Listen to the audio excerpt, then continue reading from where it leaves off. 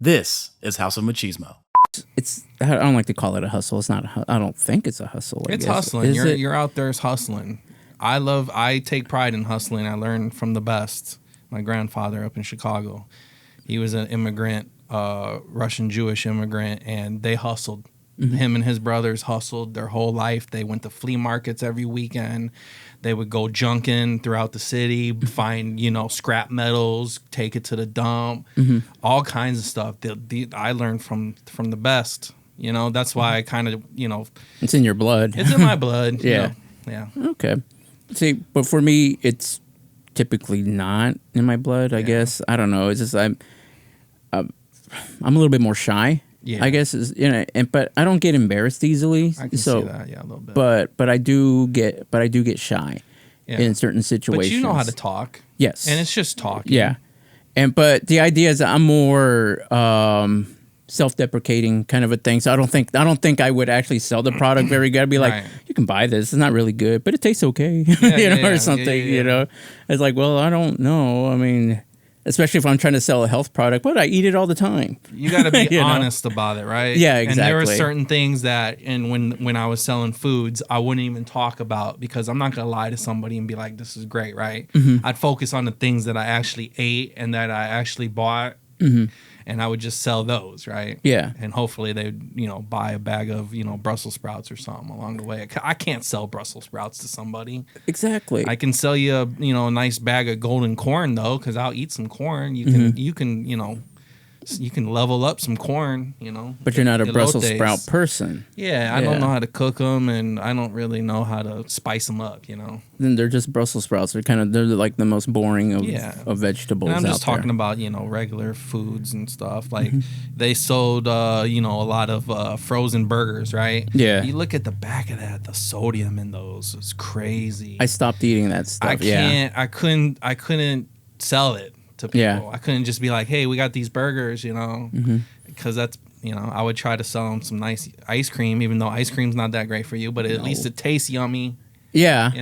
I mean, I think it's a little healthier than the burgers at some point, depending on the quantity and all that. A little healthier. I mean, the burger's going to, a frozen burger's not going to taste that great anyway. You might as well just go on down and get you a regular burger if you're going to, eat all the junk, what I mean? So. And it's already prepared for you, Whataburger. Hello. Yeah. Like that. And I had another shitty sales job too that I was, it was kind of like a pyramid scheme. Mm-hmm. Remember like Herbalife, how everybody was on that Herbalife stuff? Oh, yeah, so this was more for coffee though, right? And it was called like Organo Gold or something like that.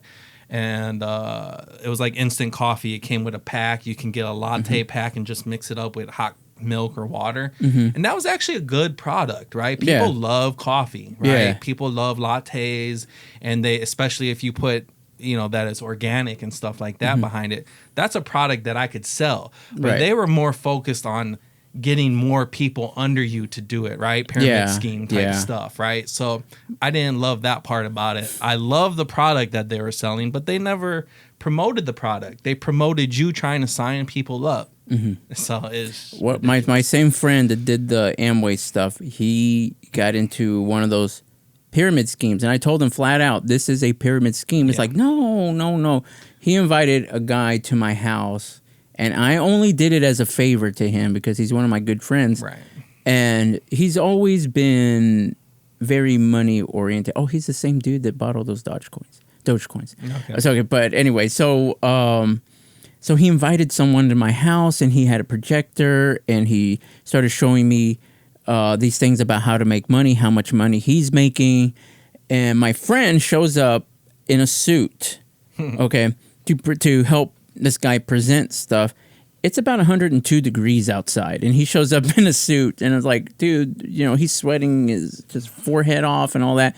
Anyway, so he starts telling me about all I have to do. It's a new business model that they're getting into, and then all I have to do is just get 4 people to buy into this business model, and then they can get 4 people, and they get 4 people, and then, so when they get, then basically I make more money if they get people, and if those people get more people, then I make more money. Yeah. And I said, that's crazy. You're building so. Basically, those people at the top could be making a lot of money. He's like, yes, sir. And I said, that's almost like a pyramid because the base has got to be really big. Yeah. If only we got more people into this scheme, And so he says, look, I see your friend making at least $5,000 a month. I can see him making that much money from this. And I told him, it's like, dude, this is one of my closest friends. And I'll be honest with you, he's going to drop this in about 2 months. Yeah. And I'm saying this in front of my friend. I told him, it's like, dude, you're awesome. You do a lot of good stuff. You was kind, you was sweet, you was nice, but in 2 months you're gonna be moving on to something else. You can now listen to House of Machismo on Amazon Music. Just say, Alexa, play podcast House of Machismo.